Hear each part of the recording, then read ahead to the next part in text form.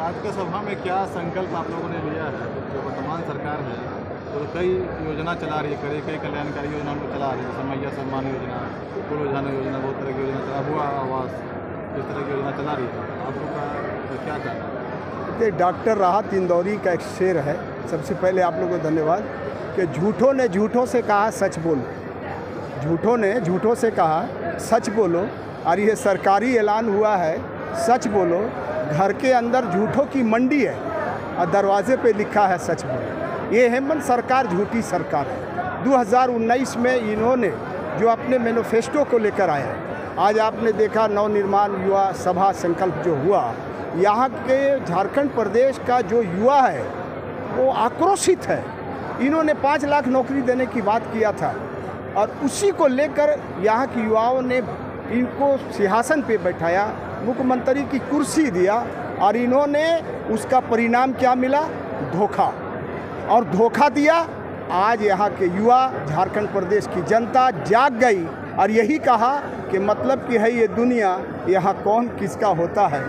मतलब कि है ये दुनिया, यहाँ कौन किसका होता है।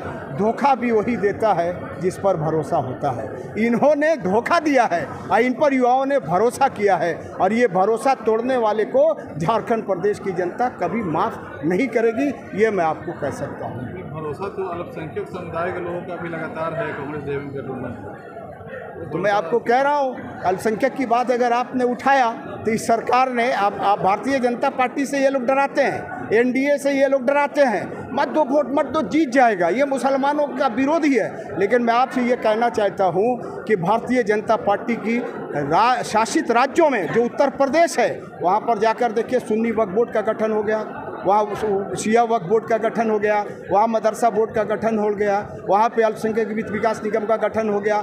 इनके मैनिफेस्टो में आपका अल्पसंख्यक कल्याण बोर्ड है और इनके यहाँ अल्पसंख्यक वित्त विकास निगम का गठन नहीं हुआ, मदरसा बोर्ड का गठन नहीं हुआ, उर्दू बोर्ड का गठन नहीं हुआ। और अभी वक्फ बोर्ड को लेकर मुसलमानों को ये दिग्भ्रमित कर रहे हैं। काम करना कुछ नहीं है, सिर्फ हमें डराते हैं, सिर्फ धमकाते हैं और हमें पतरज की तरह इस्तेमाल करना चाहते हैं, तेज़पत्ता की तरह इस्तेमाल करना चाहते हैं। पतरज का काम, तेज़पत्ता का काम है पुलाव, बिरयानी, हलवा में डालना।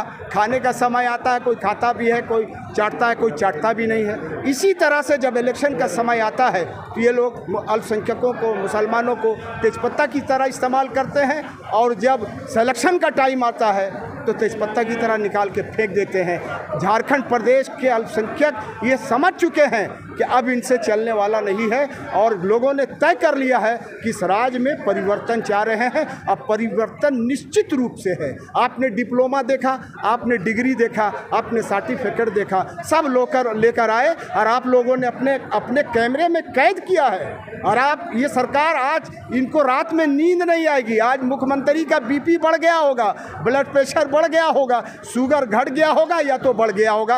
वो जाके आज देखिएगा, ज़रूर चेकअप करवाएंगे। उनको जो डॉक्टर डायग्नोसिस करते हैं, मेरे मित्र हैं, उनसे पूछेंगे कि इनका बीपी और शुगर कैसा है। ये मैं आपसे कह सकता हूँ। डॉक्टर तो अपने मंत्रालय में भी रखे हैं और भी अल्पसंख्यक समाज 2 मंत्री रखे हुए, वो तो सिर्फ दिखाने के लिए। अभी आप एक चीज़ देखे होंगे कि माननीय ग्रामीण विकास मंत्री इरफान अंसारी की मां का देहांत हो गया। फुरकान अंसारी उनके पिताजी हैं, उनकी पत्नी का देहांत हो गया और वो 5 बार के जामताड़ा के विधानसभा के सदस्य रहे हैं, मंत्री रहे हैं, गोड्डा के पूर्व सांसद हैं और ये अभी ग्रामीण विकास मंत्री हैं। 10 साल के ये वहाँ के विधायक हैं। लेकिन जिस दिन उनका देहांत होता है, मैं भावभीनी श्रद्धांजलि अर्पित करता हूँ। लेकिन मैं कहना चाहता हूँ कि उनके पिताजी फुरकान अंसारी ने कहा कि मेरी पत्नी ऑक्सीजन के बगैर मर गई। आपने अखबार में पढ़ा होगा। और हमारे मित्र हैं वंदना गुप्ता, वो बगल में खड़े थे, स्वास्थ्य मंत्री, उन्होंने कहा कि मेरी पत्नी जो है ऑक्सीजन के बगैर मर गई। मैं कहता हूं कि जिसका बेटा ग्रामीण विकास मंत्री, जिसका पति 5 बार का विधायक, जिसका पति सांसद, मंत्री, और उसकी पत्नी और उसकी मां को ऑक्सीजन नहीं मिला, तो झारखंड प्रदेश की जनता क्या समझेगी? जो अपने मां और पत्नी का जो है ऑक्सीजन नहीं व्यवस्था कर सकता, तो झारखंड प्रदेश की जनता का क्या करेंगे? यहाँ की जनता ने इसको तय कर लिया कि इनसे कुछ होने वाला नहीं है। निकम्मी सरकार को उखाड़ के फेंक देना है और परिवर्तन की लहर चल रही है। आने वाला समय हमारी सरकार बनेगी और जो हमने युवाओं से वादा किया है और करेंगे, उसको हम पूरा करेंगे। यही हम आपसे कह सकते हैं।